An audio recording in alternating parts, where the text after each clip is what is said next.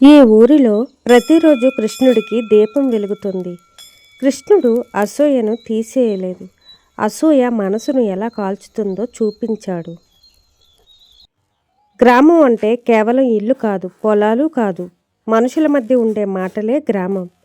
అలాంటి ఒక చిన్న పల్లెటూరే కృష్ణాపురం. పొద్దున్నే కోడి కూయగానే మట్టి వాసనతో ఊరు మేల్కొంటుంది. ఎవరి పనుల్లో వాళ్ళు మునిగిపోయినా అందరి మధ్య ఒకే శాంతి ఉండేది. అదే ఊరిలో నాగరాజు, దేవరాజు అనే ఇద్దరు స్నేహితులు ఉన్నారు. ఇద్దరు రైతులే. ఇద్దరి పొలాలు కూడా పక్కపక్కనే. ఇద్దరు కలిసి పొలం పనులు చేసుకునేవారు. వాన పడితే ఒకరికొకరు చెప్పుకునేవారు. నవ్వులు, మాటలు అన్నీ పంచుకునేవారు. ఈ సంవత్సరం అందరి పొలాలు బాగా పెరిగాయి. నాగరాజు పొలానికి అనుకోకుండా మంచి దిగుబడి వచ్చింది. పంట బంగారు రంగులో మెరిసింది.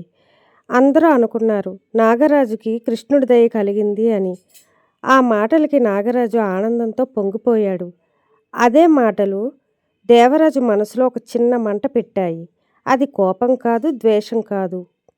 అది నాకే ఎందుకు రాలేదు అనే నిశ్శబ్దమైన బాధ. దేవరాజు ఎవరికీ చెప్పలేదు, కానీ లోపల ప్రతిరోజు అదే ప్రశ్న. అసూయ మాటలుగా మారినప్పుడు మొదట దేవరాజు నోరు తెరవలేదు, కానీ మనసులోని మంట ఎప్పుడూ నిశ్శబ్దంగా ఉండదు. నాగరాజుని అందరూ పొగుడుతూ ఉంటే దేవరాజు అనేవాడు, ఎవరికీ తెలియని మార్గాలు ఉపయోగిస్తే అందరి పంట అద్భుతంగా ఉంటుంది అని. ఆ మాట ఊరిలో తిరిగింది.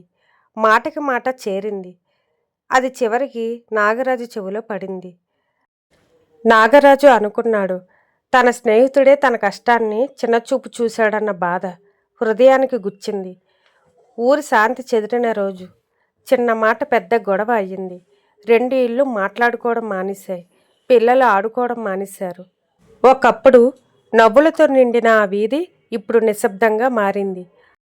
రోజు సాయంత్రం దీపం వెలిగించేవాడు నాగరాజు. గంట మోగుతుంది, కానీ వారి మనసుల్లో మాత్రం చీకటి పెరుగుతూనే ఉంది.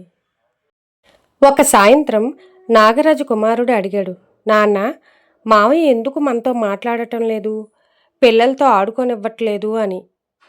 మన ఇంట్లో ఎందుకు ఇంత మౌనం?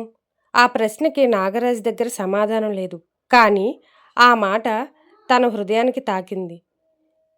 ఆ రోజు రాత్రి దేవరాజు ఒక్కడే కృష్ణ మందిరానికి వెళ్ళాడు. దీపం వెలుగుతుంది. నూనె వాసన, గంట శబ్దం. కృష్ణుడి విగ్రహం ఏమీ మాట్లాడలేదు, కానీ ఆ నిశ్శబ్దంలో దేవరాజు తన మనసుని మొదటిసారి స్పష్టంగా చూశాడు.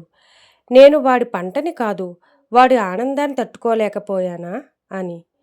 అసూయ ఎవరిని కాల్చిందని అనుకున్నాడు, కానీ అది తన శాంతిని కాల్చేసిందని తనకు అర్థమైంది. ఇంతకుముందు ఎన్నడూ లేని బాధ ఇప్పుడు ఎందుకు? వాడి ఆనందాన్ని నేను ఓర్వలేకపోయానా అని బాధపడ్డాడు. ఆ మరుసటి రోజు నాగరాజు దగ్గరికి వెళ్ళి తల వంచి అన్నాడు, నీ మీద కాదు, నా మీద నాకు అసూయ వచ్చింది, క్షమించు అని అన్నాడు. అప్పుడు నాగరాజు కళ్ళల్లో కోపం లేదు, వేదన మాత్రమే. కొంతసేపు నిశ్శబ్దం.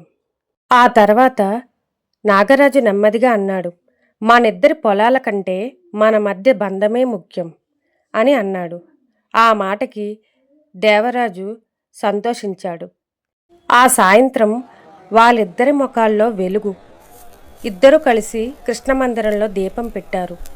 దీపం వెలుగుతుంది, కానీ ఈసారి మనసుల్లో కూడా వెలుగు ఉంది. అసూయ బయట ఉన్నవాడిని కాదు, మనలోని శాంతిని నెమ్మదిగా తినేస్తుంది. ఈ వీడియో మీకు నచ్చిందా? నచ్చితే లైక్ చేయండి. జై శ్రీకృష్ణ.